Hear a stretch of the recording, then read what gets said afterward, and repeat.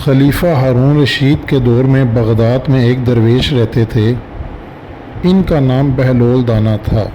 بہلول دانا ایک فلاسفر اور مدبر اور ایک تاریخ و دنیا درویش تھے۔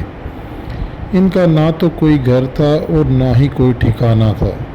وہ عموماً شہر میں ننگے پاؤں پھرتے اور جس جگہ پر تھک جاتے وہیں ڈیرے ڈال لیتے۔ بعض لوگوں نے انہیں مذہوب لکھا ہے کہ یہ اللہ کی تجلیات اور عشق میں گم رہتے تھے اور اپنے ارد گرد کے ماحول سے بے خبر ہوتے، بہت کم لوگوں کی طرف متوجہ ہوتے، اور جب عوام الناس کی طرف متوجہ ہوتے تو حکمت اور دانائی کی عجیب و غریب باتیں کرتے، جس سے پتہ چلتا کہ یہ بہت بڑے ولی کامل تھے۔ ان کا اصل نام وہاب بن عمرو تھا۔ ایک دن بہلول دریا کے کنارے بیٹھے اور ساحل کی گیلی ریت سے ڈھیریاں بناتے گئے۔ یہ سارا منظر ملکہ زبیدہ اپنے محل کی چھت سے دیکھ رہی تھی۔ وہ مٹی کی ڈھیریاں بناتے اور پھر اسے اپنے ہی ہاتھوں سے مسمار کر دیتے۔ ملکہ محل کی چھت سے نکل کر آئی اپنی سہیلیوں کے ہمراہ دریا کے کنارے اور بہلول سے پوچھا، بہلول کیا کر رہے ہو؟ بہلول نے بڑی ادائے بے نیازی سے کہا، جنت میں محل بنا رہا ہوں۔ زبیدہ نے بہلول سے سوال کیا، اگر کوئی تم سے یہ محل خریدنا چاہے تو اس کی کیا قیمت لوگے؟ بہلول نے کہا، کیوں نہیں، میں بناتا بھی ہوں اور بیچتا بھی ہوں، اس کی قیمت 3 دینار ہے۔ ملکہ زبیدہ نے اسی وقت اپنی کنیز کو حکم دیا کہ بہلول کو 3 دینار دیے جائیں۔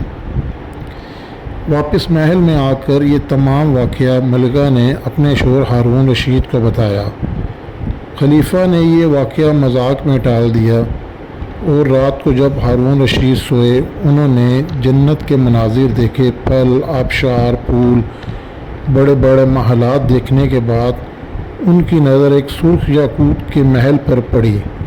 اس محل کے اوپر انہوں نے زبیدہ کا نام بھی دیکھا۔ نام دیکھنے کے بعد ہارون رشید نے کہا، میں یہ محل اندر سے دیکھنا چاہتا ہوں۔ جیسے ہی وہ محل کے دروازے پر پہنچے تو ایک دربان نے ان کو روک لیا۔ ہارون رشید کہنے لگے، اس پر تو میری بیوی کا نام لکھا ہے، اس لیے مجھے اندر جانا ہے۔ دربان نے کہا، یہاں کا دستور الگ ہے، جس کا نام ہوتا ہے اسی کو اندر جانے کی اجازت ہوتی ہے، کسی اور کو اندر جانے کی اجازت نہیں ہوتی، لہذا آپ کو داخل نہیں ہونے دیا جائے گا۔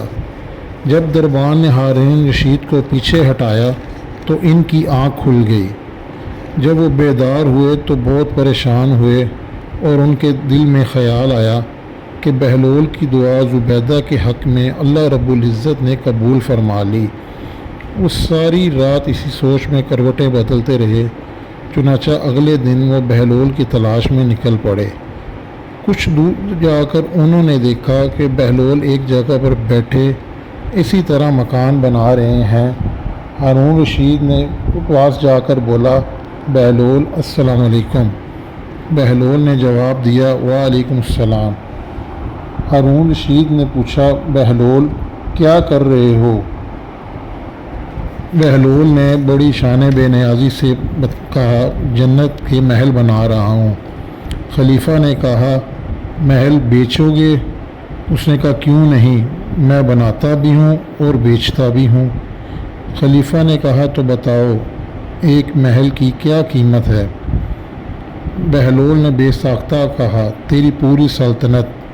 ہارون نے کہا، اتنی قیمت تو میں نہیں دے سکتا، کل تو آپ 3 دینار کے بدلے دے رہے تھے، آج پوری سلطنت مانگ رہے ہو۔ بہلول دانا نے کہا، یہ کل بن دیکھا معاملہ تھا، آج تم محل دیکھ کر آئے ہو۔ خلیفہ یہ سن کر گھٹنوں کے بل بہلول دانا کے سامنے مایوس ہو کر بیٹھ گئے اور کہا، حضرت آپ مجھ سے میری پوری سلطنت لے لیں اور مجھے ایک محل دے دیں۔ جب بہلول دانا نے خلیفہ کی عاجزی دیکھی تو کہا، میں تمہاری سلطنت کا کیا کروں گا؟ اس دنیا کی محبت بہت سے گناہوں کی جڑ ہے۔ جو اپنی سلطنت اپنے پاس رکھو اور اس محل کو بھی میں تمہارے لیے 3 دینار میں فروخت کرتا ہوں۔